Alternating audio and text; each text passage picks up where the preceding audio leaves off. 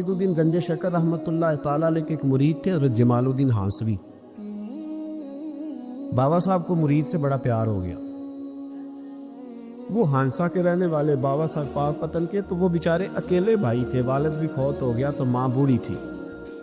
بابا صاحب نے ان سے کہا کہ تو پاک پتن آ جا۔ کہنے لگے حضور ماں نہیں اجازت دیتی، اگر آپ کہتے ہیں تو آ جاتا ہوں۔ تو بابا صاحب فرمانے لگے اگر نبی پاک نے اویس کرنی کو بلایا ہوتا تو میں بھی تجھے بلا لیتا، لیکن نبی کریم علیہ السلام نے انہیں نہیں بلایا تو لہذا میں تجھے بھی نہیں بلاتا۔ لیکن پیار بڑا تھا تو بابا صاحب کہنے لگے چل تو پاک پتن نہیں آتا تو میں تو تیرے گاؤں آ سکتا ہوں۔ 3 سال بابا جی مرید کی خاطر اس کے گاؤں میں چلے گئے۔ ان بھی پیٹو جاندے مرید کی خاطر، پر مرید پجاروں والا ہونا چاہیے۔ غریب ہوتے پھر انہوں نے راہ اوکھا لگتا ہے، پھر مشکل ہوتا ہے۔ چلے جاتے ہیں اب بھی چلے جاتے ہیں۔ ماڑا آئے تو انہوں کہنا ہے تو جمعے راتی آئی سویرے 8 بجے، ہاں تو کدھر آ گئے۔ تگڑا آئے تو انہوں کہنے تو بڑی لیٹ آیا، تو راتی خواب بھی آیا تھا میری۔ خدا بندہ یہ تیرے سادہ دل بندے کدھر جائیں، فقر بھی عیاری ہے، شہنشاہی بھی عیاری۔ میرے بھائی سنیں، بابا صاحب نا 3 سال مرید کے ہاں چلے گئے۔ 3 سال ہانسا میں آپ نے قیام فرمایا، 3 سال۔ والدہ تو ان کی جلدی انتقال کر گئے، لیکن بابا صاحب وہیں رہ گئے۔ تو وہ حضرت جمال الدین بڑے خوبصورت تھے، بڑے پیارے تھے، ویسے بھی ادائیں بڑی اچھی تھی ان کی، عالم فاضل۔ حضرت خواجہ بہاؤالدین زکریہ ملتانی ایک دفعہ پاک پتن آئے بابا فرید صاحب کو ملنے، تو انہیں جمال الدین ہانسوی پسند آ گئے۔ انہوں نے ملتان جا کے بابا فرید کو خط لکھا کہ میرے سارے مرید اور خلفاء لے لے، پر اپنا جمال الدین مجھے دے دے۔ تو بابا صاحب نے جواب میں ایک کی جملہ کا اور بڑا شاندار کہا، کہنے لگے بہاؤالدین حد کرتے ہو، کبھی کسی نے اپنا جمال بھی کسی کو دیا ہے؟ وہ تو میرا جمال ہے، یہ بھی کبھی کسی نے کسی کو دیا ہے؟ اللہ اکبر۔ انہوں نے نا کوئی روحانی کشش ڈالی حضرت جمال الدین ہانسوی کے دل۔ تو بابا صاحب اسباق پڑھا رہے تھے شاگردوں کو، تو حضرت جمال الدین ہانسوی آ گئے، آ کے کہنے لگے حضور میں نے ملتان جانا ہے۔ بابا صاحب نے فرمایا کوئی کام ہے، کوئی مجبوری ہے، کوئی رشتہ داری ہے؟ سمجھ گئے بابا فرید صاحب کے معاملہ پیچھے سے گڑبڑ ہو گیا، کیا مسئلہ ہے؟ کہنے لگے حضور میں نے حضرت بہاؤالدین زکریہ سے ملنا۔ محبت میں شراکت داری نہیں قبول ہوتی نا، باقی معافیاں مل جاتی ہیں، شراکت داری کی کوئی معافی یہ تو نے کیوں کی؟ شریک تو نے کیسے بنا لی؟ ایک در پھڑیے تے محکم پھڑیے تے ایک دے ہو کے مریے، یہ تو نے کیا کی؟ فرمانے لگے اچھا بہاؤالدین زکریہ سے ملنا ہے؟ کہا ہاں۔ پیار بڑا تھا بابا صاحب کا خواجہ بہاؤالدین زکریہ سے، محبت بڑی تھی۔ فرمایا اچھا میں تیری خاطر یہاں آیا ہوں اور تو نے کوئی قدر ہی نہیں ڈالی، تو کہتے آگے جانا ہے، جا اب تو اسی کے پاس جائے گا۔ حضرت جمال الدین ہانسوی کہتے میں نکل آیا پر سینے کا نور سارا رخصت ہو، نہ میں ملتان جا سکا اور نہ میں بابا صاحب کا رہ سکا۔ 3 سال ہو گئے معافیاں مانگتے، پر بابا صاحب نے فرمایا یار میں تیری خاطر بڑھاپے میں یہاں آیا اور تو نے سوچا ہی نہیں، تو نے قدر ہی نہیں ڈالی، تو نے یہ کیا کیا میرے ساتھ؟ ایک تاجر آیا کرتا تھا بابا فرید صاحب سے ملنے سال کے بعد۔ وہ آیا تو اس نے لوگوں سے پوچھا کہ وہ کدھر ہے جمال الدین جس سے سلام لے کے بابا صاحب سے لوگ ملتے تھے، جو رستہ تھا بابا صاحب کی طرف جانے کا؟ کہا وہ تو روڑی کے ڈھیر پہ بیٹھے۔ وہ ملنے گئے اور جب جا کے ملے نا حضرت جمال الدین سے تو وہ رو پڑے۔ کہا کیا ہوا؟ کہنے لگے بس ہوا یہ کہ میں اس کی قدر نہیں ڈال سکا، جو قدر مجھے کرنی چاہیے تھی نا یار کی، میں وہ قدر کر سکا، میں قدر نہیں کر سکا، یہ مجھے سزا ملی۔ کہا ان سے کہنا معاف کر دے۔ وہ تاجر بڑا پیارا تھا، بابا صاحب رات کو پیر دبا رہا تھا وہ تاجر بابا صاحب کے، اس کا خیال تھا لوگ سارے جائیں گے تو بات کروں گا، پیر دباتے دباتے ساری دنیا چلی گئی، وہ بیٹھا رہا۔ بابا صاحب بولے، فرمانے لگے جاتا کیوں نہیں؟ جمال الدین کی بات کرنی ہے، جمال الدین کا ذکر کرنا ہے، چل کر۔ تو کہا حضور اب دیکھا نہیں جاتا، مہربانی فرمائیں۔ فرمایا یار اس نے دیکھ میرے ساتھ کیا کیا ہے، میں علاقہ چھوڑ کے یہاں آیا اس کی خاطر، اور وہ کہتا ہے میں نے آگے جانا ہے، اس نے توجہ ہی نہیں کی، اس نے میری محبت کو سمجھا ہی نہیں۔ فرمایا اسے کہنا میں اسے بھولا نہیں، میں روز اس کے لیے دعا کرتا ہوں، جا تو کہتا ہے تو اسے لے آ۔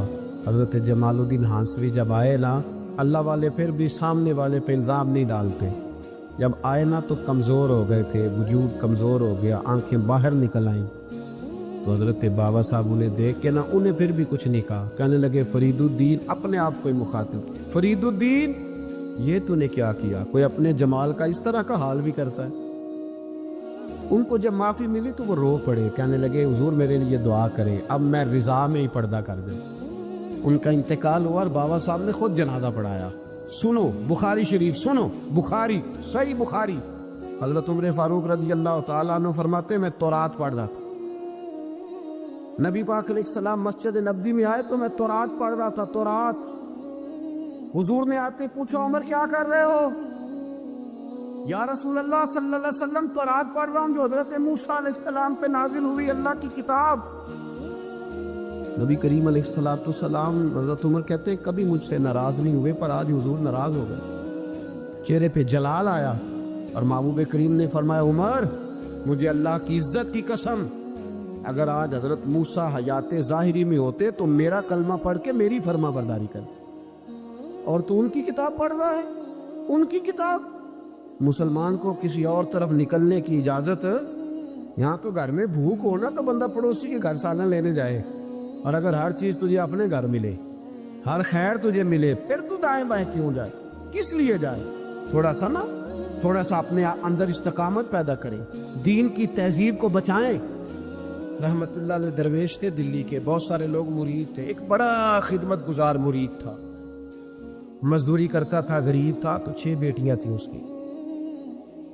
حضرت صاحب کے پاس روز آ کے کہتا حضور بچیوں کے لیے دعا کرے اللہ کوئی اسباب پیدا کر دے. ایک بچی کی شادی کا خرچہ 1000 دینار ہے اور میں غریب. وہ حضرت صاحب دعا کر دیتے.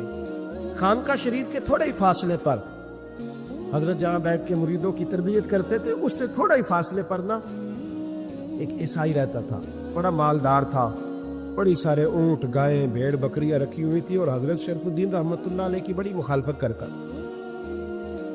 اور یہ جو آپ کا غریب مرید تھا یہ اس کا پڑوسی تھا. ایک دن بلا کے نا ان کو کہنے لگا کہ تو کدھر جا کے جو ہے وہ ٹکرے مار رہا ہے، وہاں سے کچھ نہیں ملنے والا.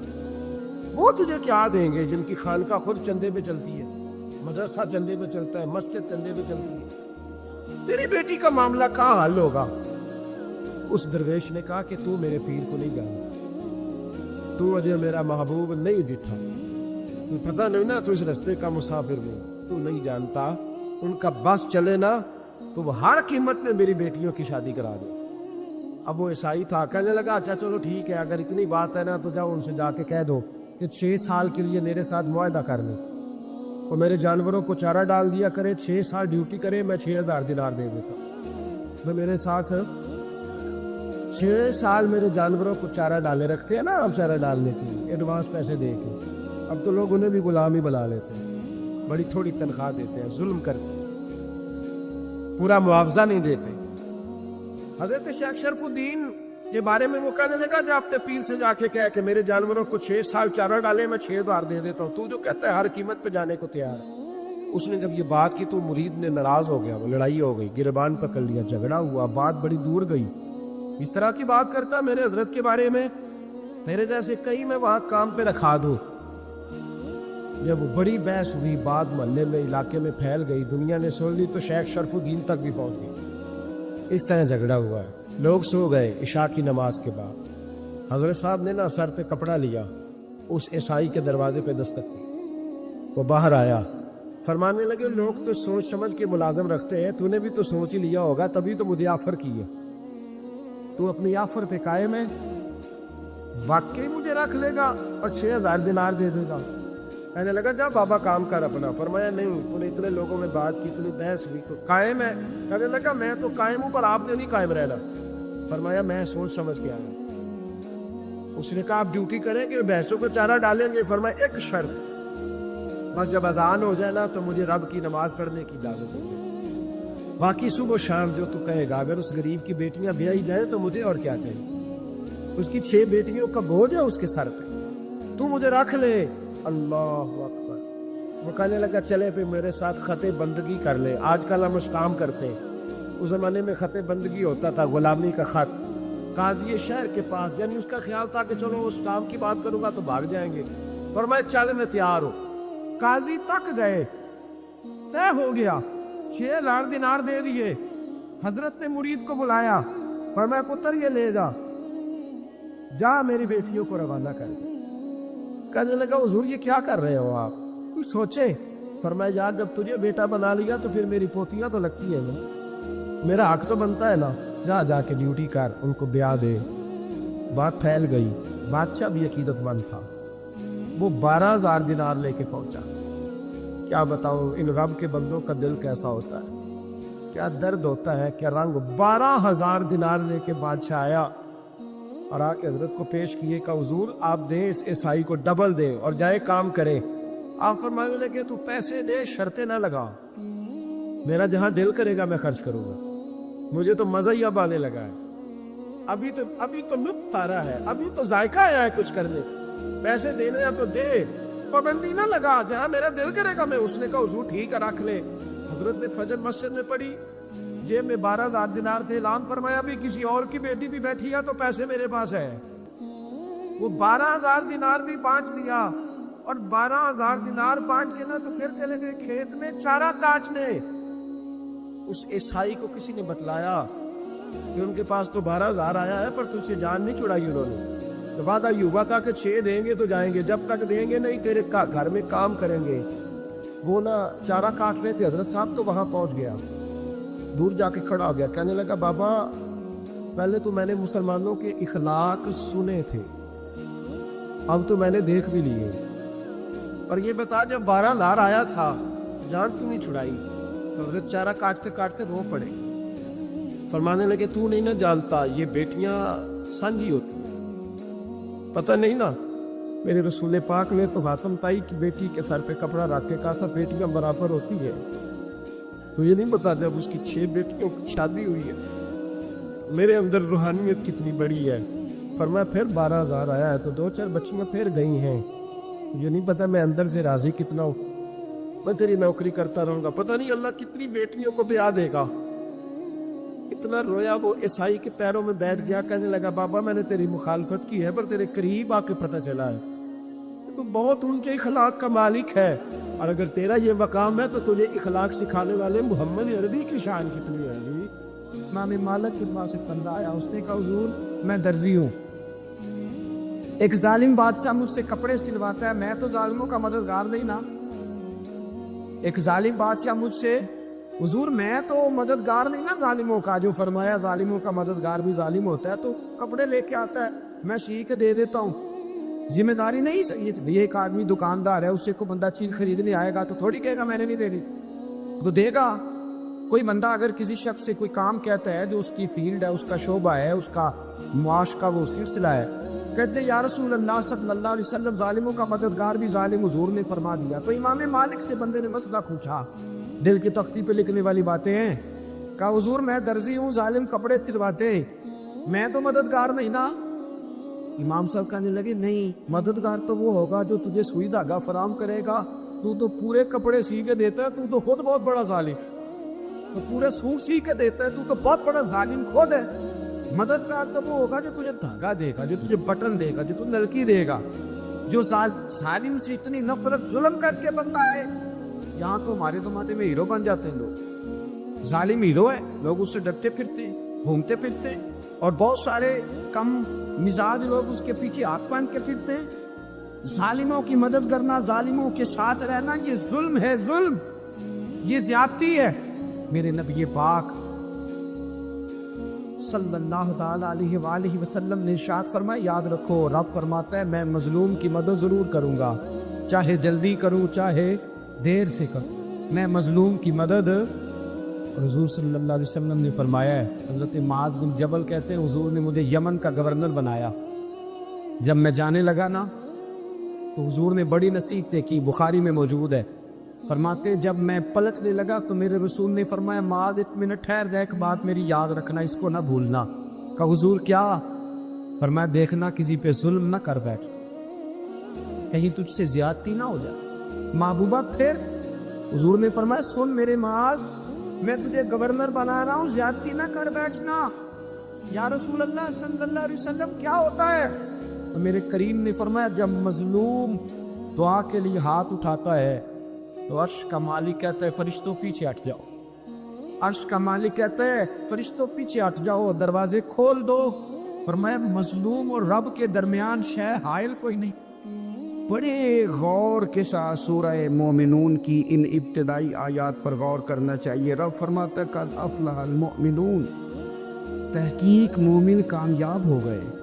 کون سے مومن؟ الذین ہم فی صلاتہم خاشعون، وہ جو اپنی نمازوں میں گڑ گڑانے والے ہیں، خشوع کے ساتھ، عاجزی کے ساتھ، انکساری کے ساتھ، ذوق کے ساتھ نماز پڑھنے والے ہیں۔ والذین ہم عن اللغو معرضون، اور وہ جو بیہودہ باتوں سے منہ پھیرنے والے، لغویات سے اپنا رخ پھیرنے والے، سنجیدہ لوگ۔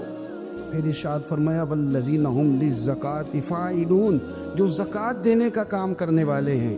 پھر فرمایا والذین ہم لفروجہم حافظون، اور وہ لوگ جو اپنی شرمگاہ کی حفاظت کرنے والے، اپنی شرمگاہ کی حفاظت کرنے والے۔ الا علی ازواجہم، مگر یہ کہ اپنی بیویوں پر، او ما ملکت ایمانہم، یا اپنی شرعی باندیوں پر۔ اس زمانے میں جو لونڈی خریدی جاتی تھی اس سے بھی وطی کرنا جائز تھا، اگرچہ اب لونڈیاں موجود نہیں ہیں تو یہ فعل بھی موجود نہیں، سوائے اپنی بیویوں پر یا شرعی باندیوں پر۔ فإنہم غیر ملومین، فرمایا جو یہ کام کرے اس پر کوئی ملامت نہیں ہے، اپنی بیوی کے پاس شرعی طریقے سے جائے یا باندی کے پاس جائے۔ فمن ابتغى وراء ذلك، اور جو آدمی اس کے بعد اس حد سے بڑھے، اس کے سوا کچھ اور کرے جو بندہ، فرمایا فاولئک هم العادون، یہ لوگ حد سے بڑھنے والے، جو لونڈیوں اور باندیوں کے علاوہ، اپنی بیویوں کے علاوہ کسی اور جگہ گندگی کریں، یہ حد سے بڑھنے والے، حدوں کو کراس کرنے والے لوگ ہیں۔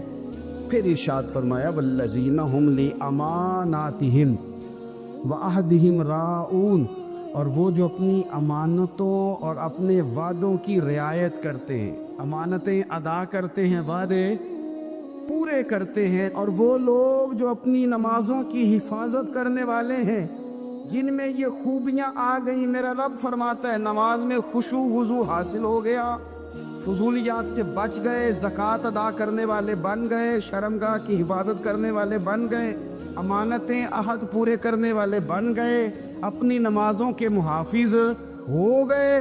اللہ اکبر، قربان جائیں۔ مالک فرماتا ہے اولئک هم الوارثون، یہی لوگ تو وارث ہیں۔ یا اللہ کس چیز کے؟ فرمایا الذین یرثون الفردوس، یہ لوگ جنت کے وارث ہیں، یہ جنت کے وارث ہیں یہ لوگ۔ ہم فیہا خالدون، اور فردوس سے، جنت سے نکالے نہیں جائیں گے، ہمیشہ ہی جنت میں رہیں گے۔ یہ آیات اللہ کا مطالبہ بھی ہے، یہ آیات صحابہ، اہل بیت، اولیاء اللہ، ان تمام کی سیرت کا عکس بھی ہے۔ اور سب سے بڑھ کر سیدہ عائشہ صدیقہ فرماتی ہیں یہی تو آیات ہیں جنہیں اچھی طرح سمجھ لو گے تو تمہیں مدینے والے کے اخلاق بھی سمجھ میں آ جائے، حضور کے اخلاق بھی تمہیں سمجھ میں آئے۔ بڑے غور کے ساتھ سورہ مومنون کی ان ابتدائی آیات پر غور کرنا چاہیے۔ رب فرماتا ہے قد افلح المؤمنون، تحقیق مومن کامیاب ہو گئے۔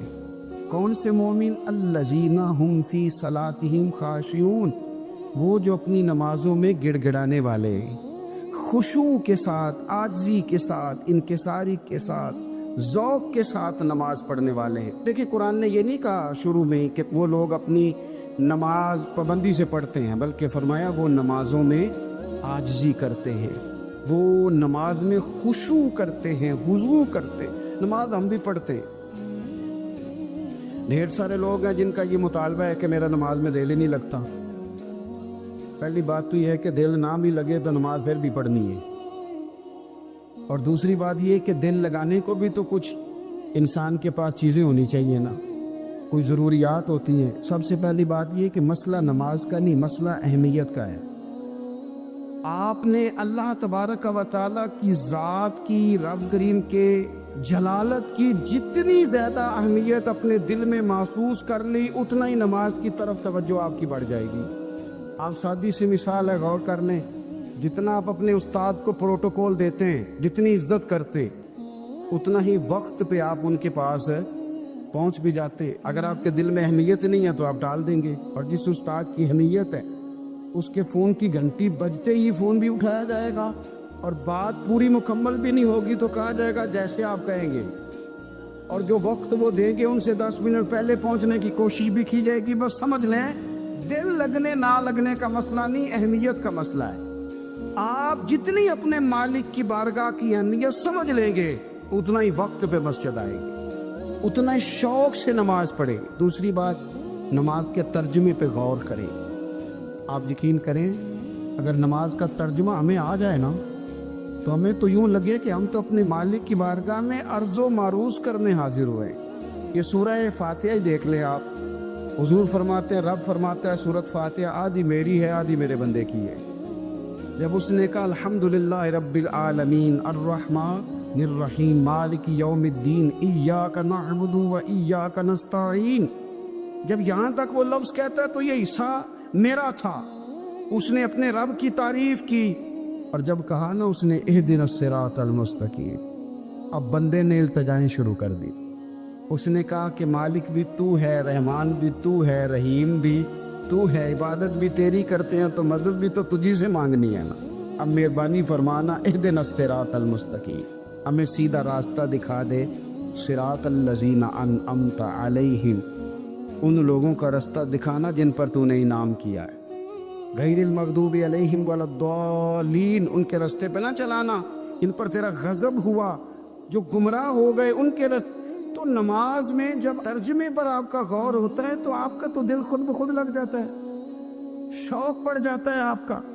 تو اتنی چیزیں ہم زندگی میں یاد کرتے ہیں، تو اگر ترجمہ بھی نماز کا یاد کر لیں اور پھر شوق سے پڑھیں تو آپ یقین کریں طبیعت کھنچی چلی آئے گی۔ ہمارے ہاں کچھ لوگ نماز پڑھتے ہیں پر بڑی لاپرواہی سے پڑھتے ہیں، کبھی ادھر دیکھتے ہیں کبھی ادھر دیکھتے ہیں، کبھی بال سہلاتے ہیں، اور میں نے دیکھا ہے سجدے جا رہے ہیں تو سیانے سیانے بندے کبھی کپڑے کو چھیڑ رہے ہیں کبھی جگہ کو چھیڑ رہے ہیں۔ میرے نبی کریم صلی اللہ تعالی علیہ وسلم نے فرمایا ان لوگوں کا کیا حال ہے جو اپنی نماز میں نظریں آسمان کی طرف اٹھاتے ہیں، رکوع سے اٹھے تو اوپر دیکھنا شروع کر دیا، کیا حال ہے ان کا۔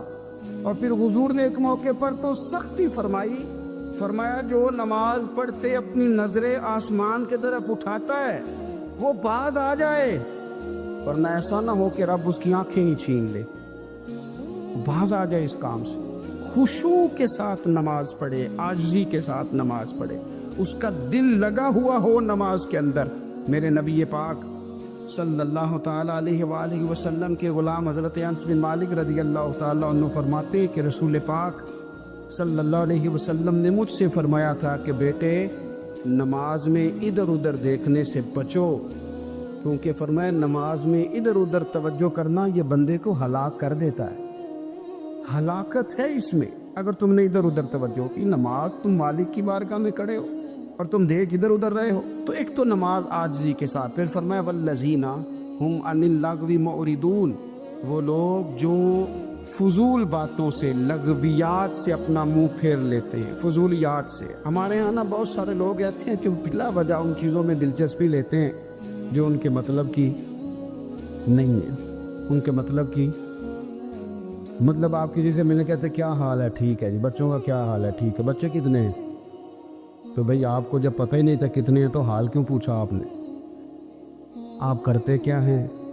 آپ کا بڑا بھائی کیا کرتا ہے، چھوٹا بھائی کیا کرتا ہے، ابا جی کیا کرتے ہیں؟ بھئی آپ کے مطلب کی بات نہیں، آپ مطلب کی مقصد کی بات کریں، بے مقصد باتوں میں الجھنے کی ضرورت نہیں ہے۔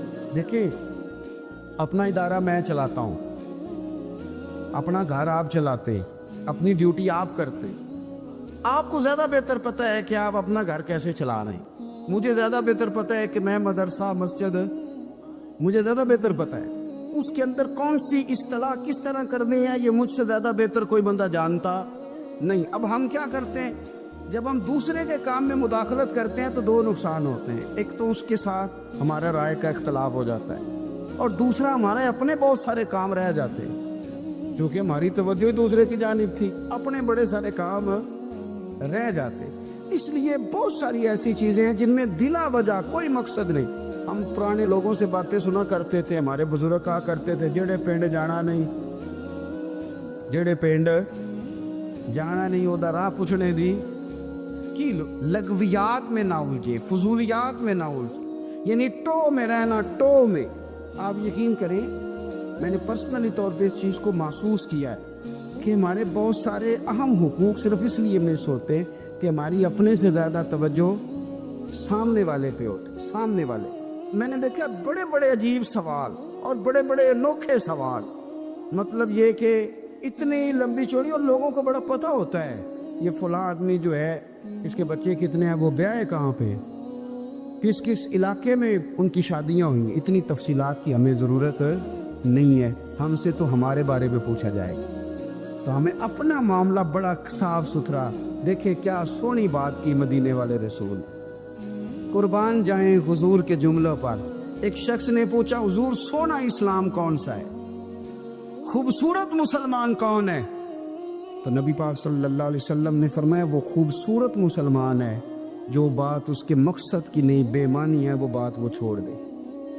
بے مقصد باتوں سے الجھنا جو بندہ چھوڑ دے وہ مسلمان بڑا سونا مسلمان ہے۔ ہم کمزور اس لیے ہوتے ہیں کہ ہماری توجہ زیادہ دوسروں کی باتوں پر پڑتی ہے۔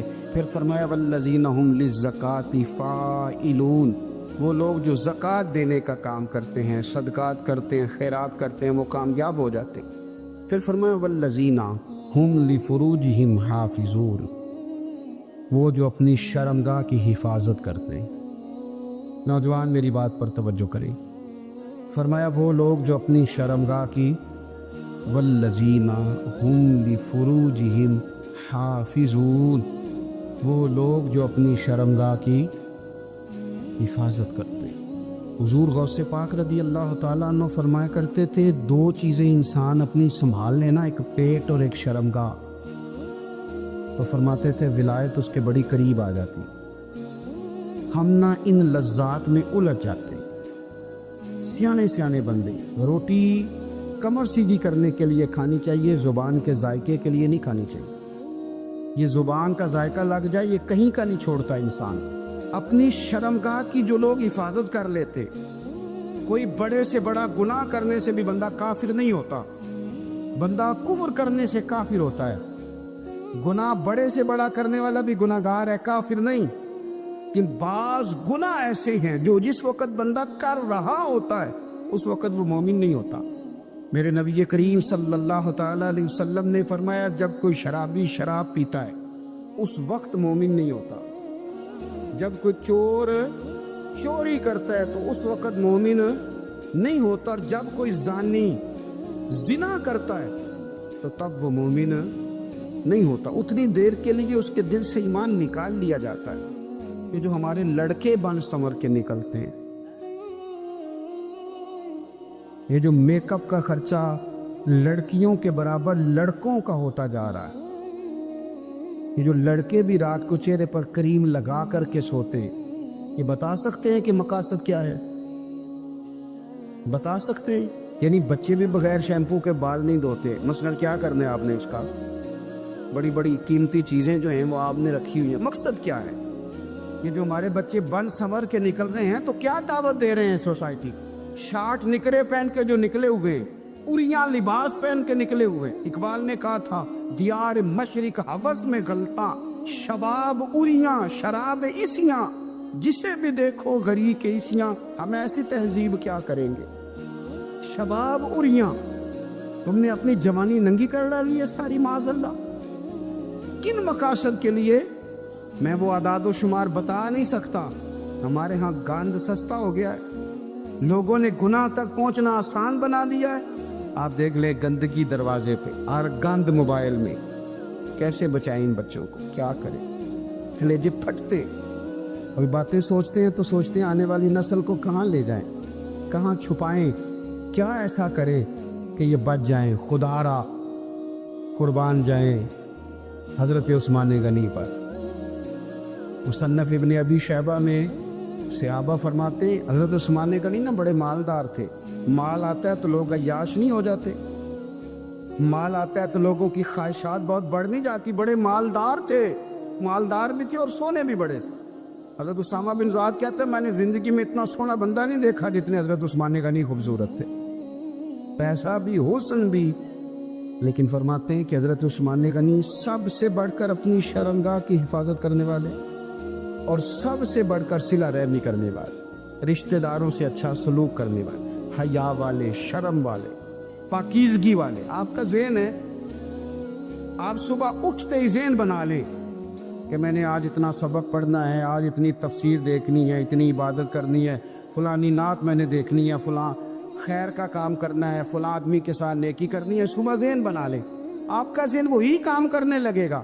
لیکن اگر صبح اٹھتے ہی ذہن میں گندگی ہے، رات کو سوتے ہی معاذ اللہ ذہن میں وسوسے ہیں، تو سارا دن وہی چکی چلے گی، وہی انداز رہے گا۔